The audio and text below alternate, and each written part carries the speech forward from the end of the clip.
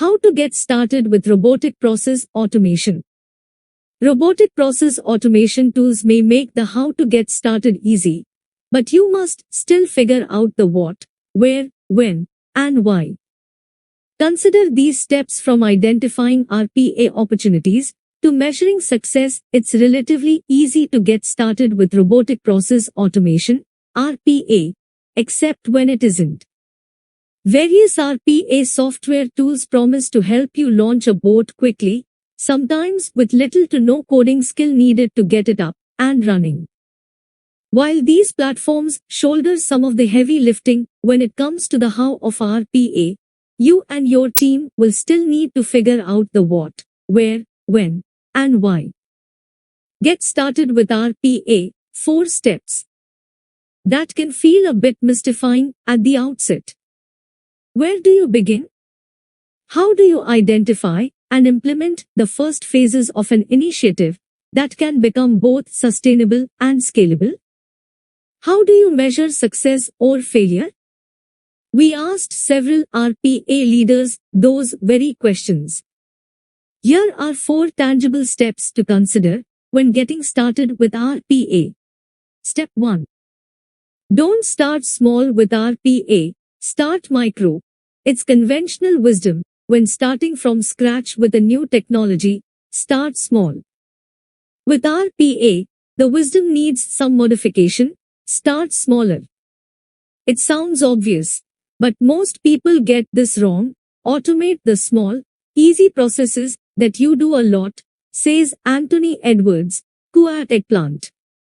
Too many people start by trying to automate the really long, gnarly process that only happens twice a month.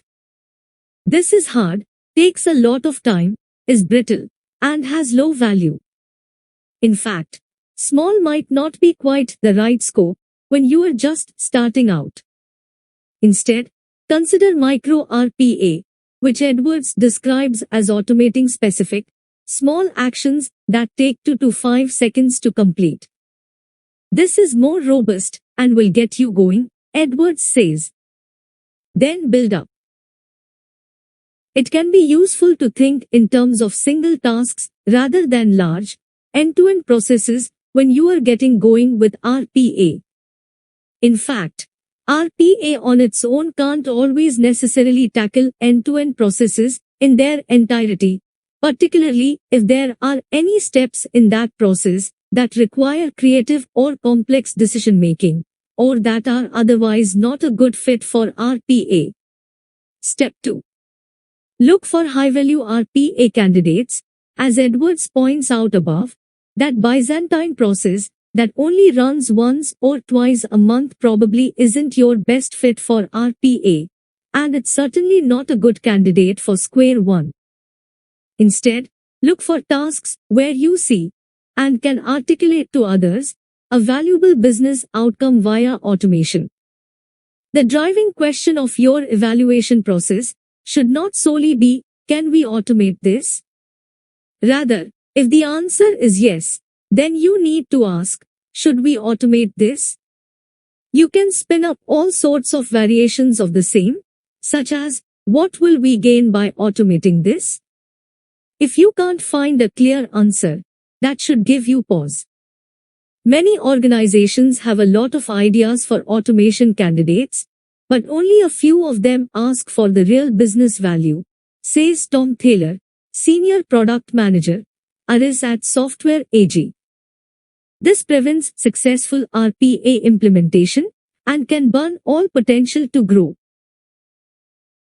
It's essential to focus on the real weak points and bottlenecks of the end-to-end processes right from the start, Thaler says, adding that established techniques such as process mining or business process analysis can be useful ways to reliably smoke out bottlenecks. This allows you to not only identify good automation candidates, but also to predict the effect of automation on the business outcome, he says. Step 3. Capture the process at a keystroke and click level. RPA is essentially software that can automate certain computer-based tasks that would once have required a person to do manually with a keyboard and mouse. So, if you want to create a robot or bot, the popular terms for this kind of software, not to be confused with physical robots, you're going to need to show it how to do its job. You then need to capture the process with all details on a click level, as this is required for implementing the robot, Thaler says. RPA bots on their own, unlike machine learning tools, can't figure it out over time. So shortchanging this phase could render your project DOA. The fundamental necessity of this phase can create a different issue. However, one IT that leaders will want to keep in mind, based on experience, Thaler estimates that around 70% of RPA project resources are spent on this stage. This phase may become a bottomless pit, Thaler says. The reason for this is you'll always have bias and missing information if you only talk to people, which leads to a number of workshops and iterations until everything is covered. Certainly, talking with your team is a good way to identify bottlenecks and other pain points. Thaler points to task mining or process mining as a more complete approach to RPA discovery, one that doesn't solely rely on anecdotal input. This can prevent bias and allow you to learn from the daily work of your employees, Thaler explains. From there, it's easy to implement the first robot, and also the second, third, fourth, and so on. It's important to note that RPA won't magically improve a broken process. It will just automate, or attempt, and then fail to automate, a broken process. Process optimization needs to happen in the real world before you implement RPA. Step 4. Define how you'll measure RPA performance. As with most IT initiatives, your RPA program is more likely to founder or outright fail if you have nothing in place to measure its progress. This is not something you should figure out months or years down the road. Build an enterprise business case to determine ROI for your RPA efforts, advises Chris Huff, Chief Strategy Officer at Kofax. Huff has seen success at Kofax and previously while implementing RPA while leading Deloitte's public sector robotics and intelligent automation practice with a 4-pillar framework for a holistic business case. It should cover strategic alignment to the larger enterprise strategy, workforce impact, operational metric impact, financial profile impact. Huff is also a proponent of the Center of Excellence approach for ensuring long-term RPA success. In your baby step stage, you should at least be planning to capture your results in a meaningful way. Workforce impact alone is a good motivation not to skimp on this step early in your project.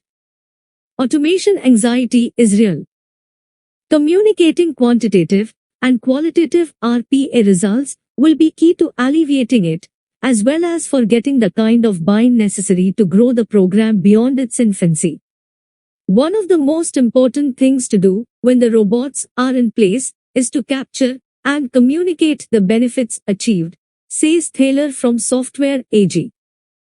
This includes collecting all data that is relevant from a business perspective, calculating and visualizing corresponding KPIs, and presenting them to the management.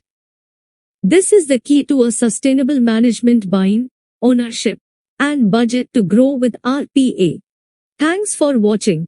Please subscribe and press the bell icon to be updated with the latest technology.